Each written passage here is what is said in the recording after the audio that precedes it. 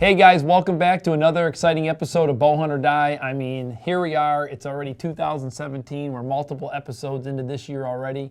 And this is kind of a bonus episode, Todd. I mean, normally we do every other week during the off season, but the guys are having a phenomenal spring. We're slaying turkeys like it's going out of style. So we figured, let's throw them a bonus episode in here. Well, this is the bonus episode. And speaking of bonuses, Justin, it is... Oh, thanks, buddy. I didn't know you were giving me a bonus. Not that kind of bonus. But because it is spring, it's time to start thinking food plots. Our friends over at Heartland Wildlife has given us a couple extra bags to give away. So here's how this is going to work.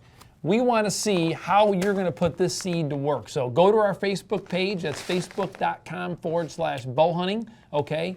And we are going to basically put a post up. We want to see how you're going to use this seed. We want to see pictures of what your food plot, where it's going to go. Tell us how you are going to use this seed to hopefully kill a monster buck this fall. So we're going to then decide who puts in the best story, and then you're going to get a free package from us. It's going to include a package of Heartland Wildlife seed and a few, of course, bowhunting.com goodies. So go to our Facebook page, and we're going to make the first post, and then you comment, and we want to see photos and how you're going to make your little ultimate honey hole secret. Sounds good to me. All right. So, Justin, I'm up this week. I mean, this is a big deal. This is a big deal. This is big. Todd is not, you think I'm not much of a turkey hunter? Todd is even lower on the totem pole when it comes to turkey hunting. Not no more, though. I'm pumped, man. I'm look out. You still got a ways to go. I've had a few good years now. Next week, I'm going to Kansas. So I can tell you right now, I am pumped. Justin didn't even know about this Kansas trip until we're kind of recently here. Josh Sturgill and I have a secret mission. We are going to Kansas turkey hunting. So let's do not. Do your wives know about this? You and Josh? They do. Both of our wives do know about it. They are cool about it. So we should be in pretty good shape until maybe, I don't know, the trip gets extended or something happens. Who knows? You never know what's going to happen on this trip. So, well, we're not in Kansas yet. We're in Illinois. It is going to be opening day of first season here in Illinois. Todd got himself a tag and decided that... Well, I got tired of Justin and Tommy always running in on one of my spots and shooting all the birds and like downplaying it all the time. And every year they're getting birds. I'm like, okay, it's time for me to get my butt out there. So I got to act as the guide / cameraman. It was fun. And took Todd out, so let's check it out now.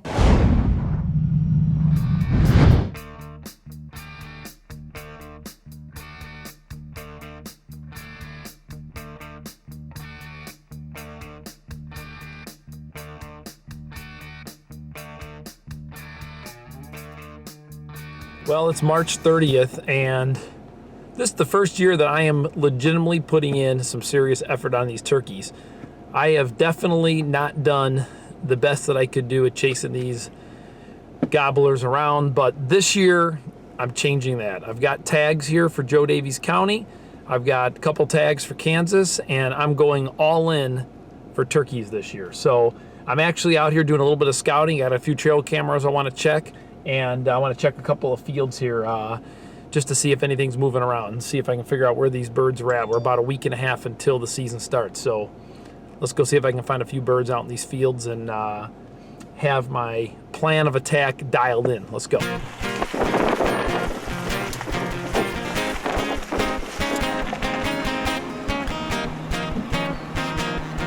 Nice. There's some good birds right there. They're just on the other side of the hill from where I would like to see them, but I'm going to go over there now and see if there's a separate flock over there, but that's exactly what I was hoping to see, so that's perfect. I got Justin filming me for the opening turkey season 2017 tomorrow. While practicing about 2 weeks ago, I did find a quarter with a turkey on the back of it from Louisiana, so that 100% is my good luck charm, but I forgot it at home. So we did find it. That's all that matters.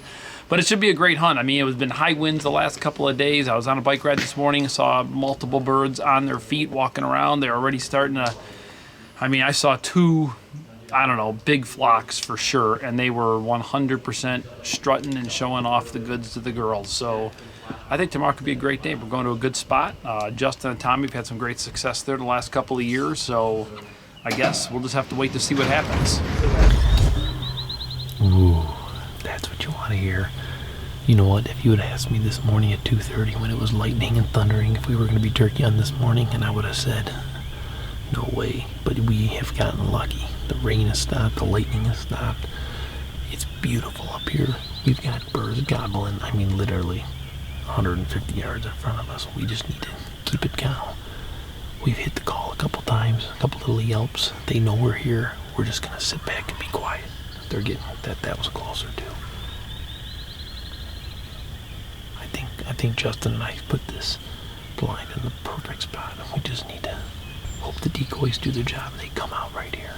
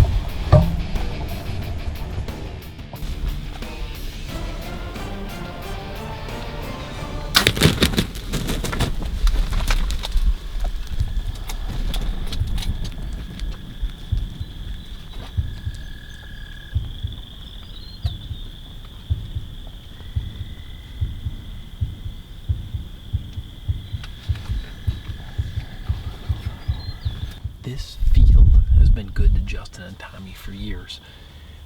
And they keep telling me, how good it's been. So the one year I come out here, we don't see anything for like the first 2-3 hours here. Nothing. I mean, it was quiet a little bit in the morning and it went dead. But sure enough, literally we were looking, it's got to be at least a half a mile across all the way over there. And Justin actually picked one up. Nice big long beard. Man, we hit the call a little bit. Boom. It came right down, all the way through this ravine, all the way across the other side. And when we hit him, when he was over there, he could see the decoy down this field, but he took his time, came straight in front of us, went out wide. I mean, literally, I shot him at 8 yards. Our Jake decoy right here is 8. Oh, shoot. What? He just got up, dude. He's gone. Shut up. I swear to God. I just saw him get up. I think I should run over there, dude. I swear to God. Where did he go? I just saw his wing go up.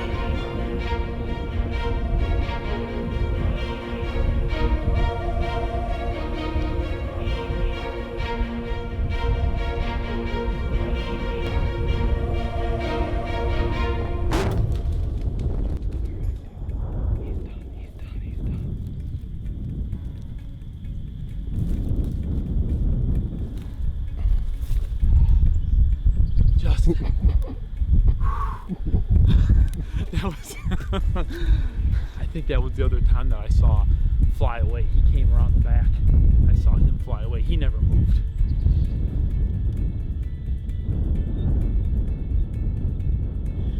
Man, this morning could not have gone any better, guys.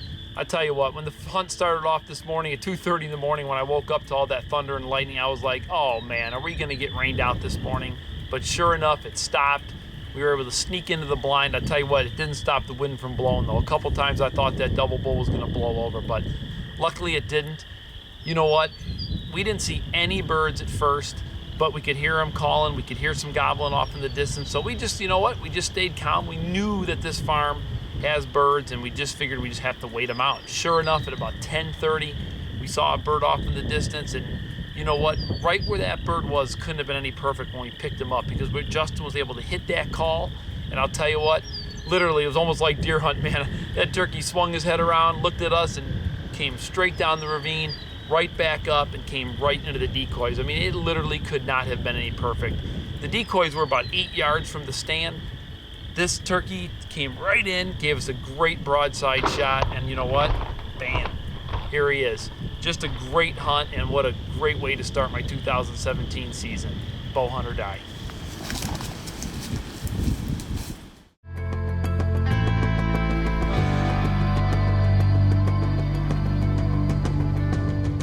For 2 decades, Moose Utility Division has been here. Tomorrow morning, you can bet we'll be here as well.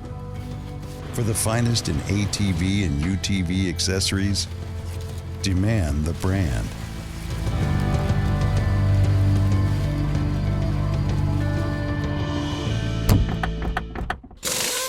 Now, one thing I want to point out right off the bat, for all our diehard fans that watch this so regularly, I clearly am not nearly as proud as Justin. Oh, I don't want to go hunting with Todd because, then I'm going to have to hear about it all the time. Not me. You know what? I'm just saying, I went out there, Justin. It was your spot. It doesn't matter. I mean, you know what? I'm not like you where you're like, I don't want to die because if I end up shooting a deer, then I'll never hear about it. But you know what? Thank you. I appreciate your calling. I appreciated being there with you. I appreciated our blind time. We had some good blind time. There you have it, right there. Well, you're welcome. It was a blast, man. There's something about turkey hunting. I tell everybody all the time, all the things that I dislike about deer hunting are why I like turkey hunting, right? You don't have to watch the wind. You're sitting in a ground blind. You could just kick back and take your socks and shoes off like you were doing. You can sit and have a little conversation and just kind of enjoy, everything. Sometimes deer hunting is just so hardcore and just in the elements and the tree stand and being quiet in the wind and everything. And turkey hunting is a little bit more laid back. It's almost like fishing, except you get to shoot stuff. Well, I got to say, I really enjoyed myself. It was a great hunt. It wasn't just one of these situations where the birds just flew off the roost and bam, they were in our blind. I mean, we actually, they had to sit out there for a while. No, not 14 plus hours like he did in Kansas, but you know what? It was definitely a great hunt. And I'll tell you what, when you get those birds in there, and man, they're all puffed up and they're moving around. It was great. I mean, it was exciting. And of course, I'm sitting in there, and all of a sudden, another bird came in where my bird went, and I thought, mine got up and flew away. I'm like, are you kidding me? So of course we go running down there, like running into battle, and the bird really hadn't gone anywhere. But we always say it, whether it's a deer, whether it's a turkey or anything else. I mean, you shoot these animals. If it doesn't expire right away and you have the opportunity to put another shot in it, absolutely do it.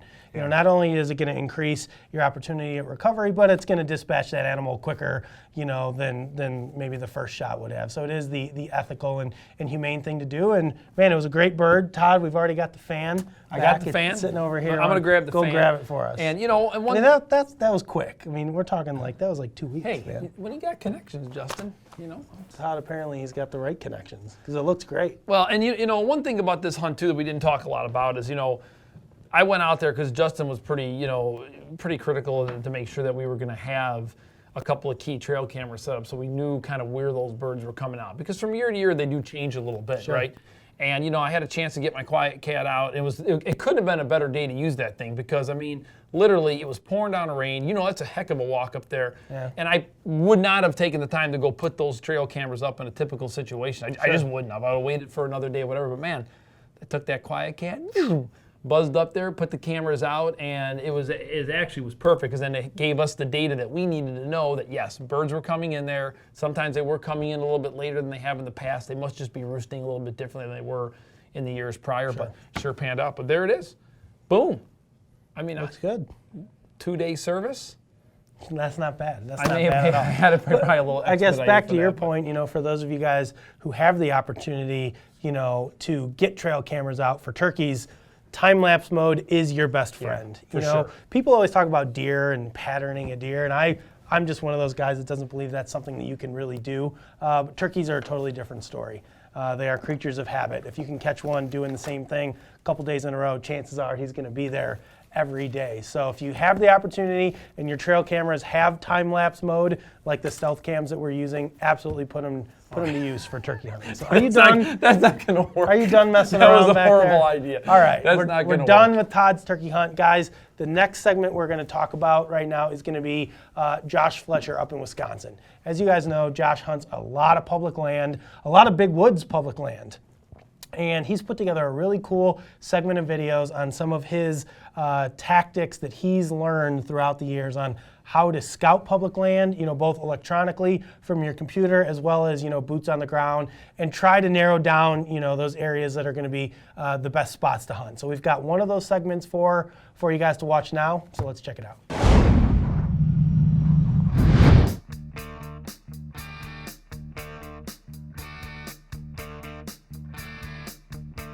Well, it's officially the off season for us. Spring turkey hunting is right around the corner, and what I want to cover is in depth, not just quick brief. Anybody that's been a fan of our show or has watched episodes that I've done, you know I hunt a lot of edges, points, funnels, and I want to do something different this year. I want to do something very in depth to really show you guys some of the stuff that we're doing here and how we're going about scouting. And we're going to be showing you a lot of different aerial photos. We're going to be going into the field, showing things that we're looking for when scouting for this fall's whitetail hunt.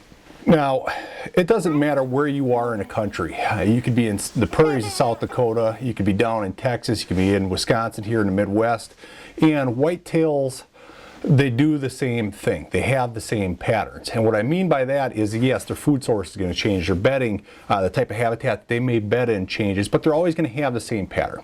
What I mean by that is you're going to have a point A. That's going to be their bedding location.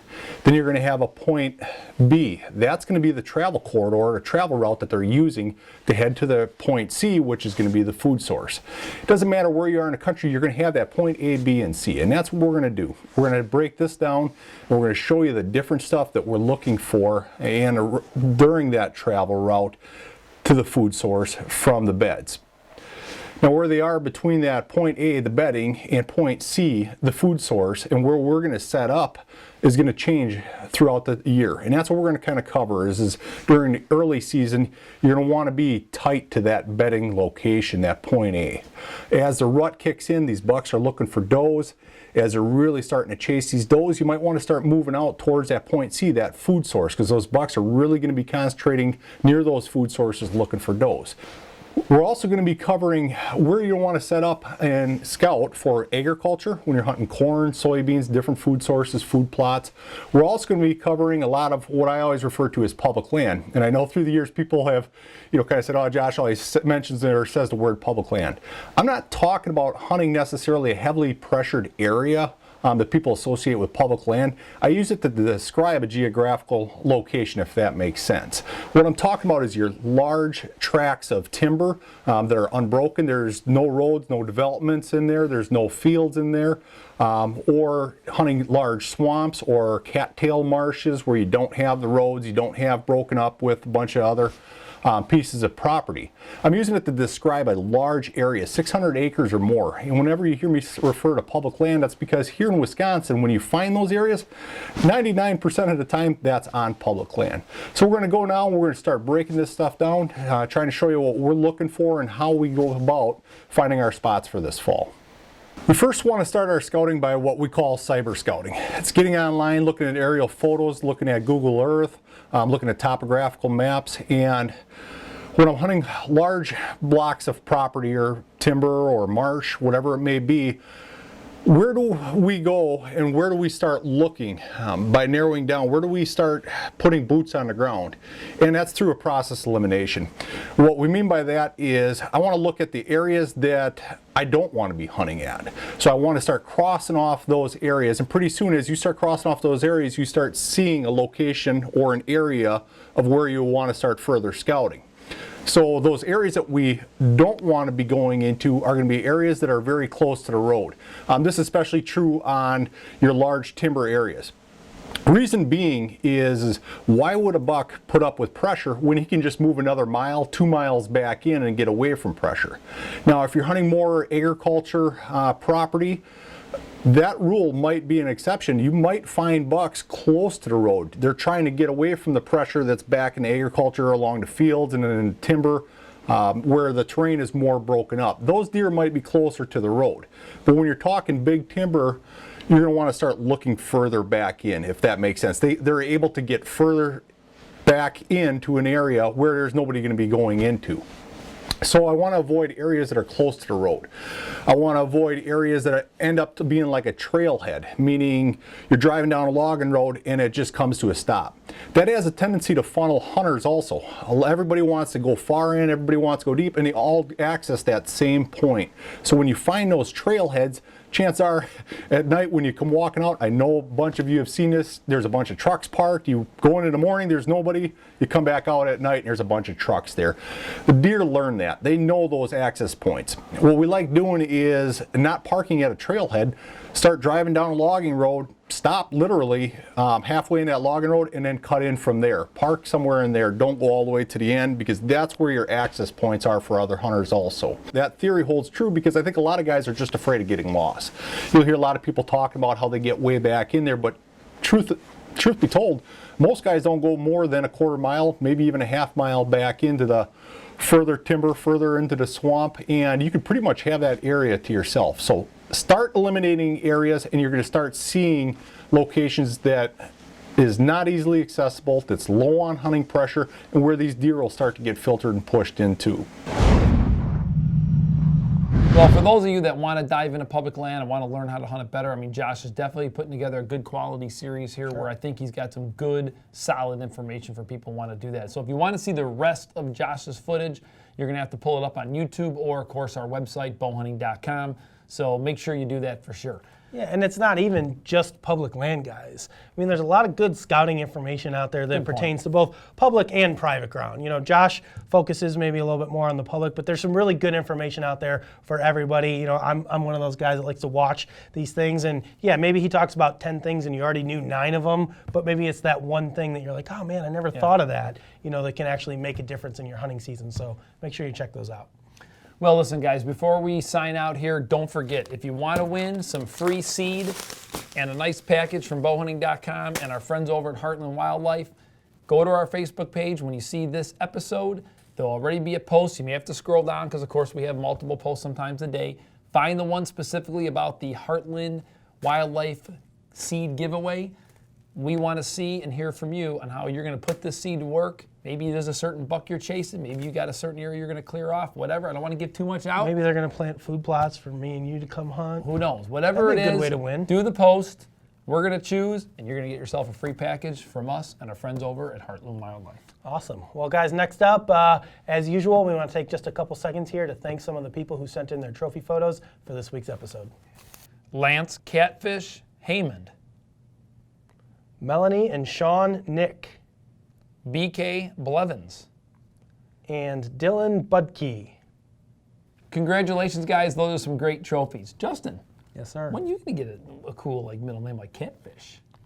Justin Catfish Zone. I don't know about Catfish. We got to come up with something. I mean, what would be... You think that's his real name or is that a nickname? I don't know, but you know what? This is another fun Facebook thing to do. What should Justin's nickname be? You've watched enough episodes of us. What should Justin and mine's nicknames be? Oh, good. At least you're in this team. I'm sure somebody's going to make some fun of my glasses, googles, or goggles, or something. Who knows what. Todd Giraffe. Giraffe.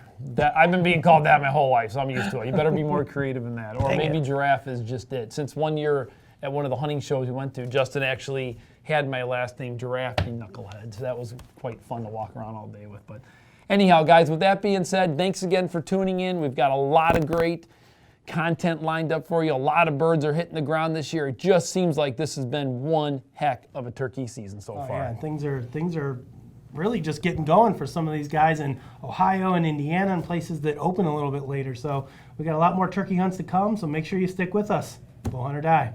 For more exciting action, be sure to follow us on Facebook, Twitter, and Instagram and receive live updates from our team members as well as the latest happenings in the bow hunting and archery world. Be sure to share your photos, stories, and experiences as well. And don't forget to pick up your official bowhunting.com and Bowhunt or Die gear by visiting bowhunting.com/gear. We have a full selection of hats, shirts, decals, wristbands, and much more. Dude. Oh man. Dude, this is a legit survivor challenge right here. Welcome to Bowhunt or Die. And we gotta make it harder. Okay, you gotta take hands off the table. Hands above your head. Out wide.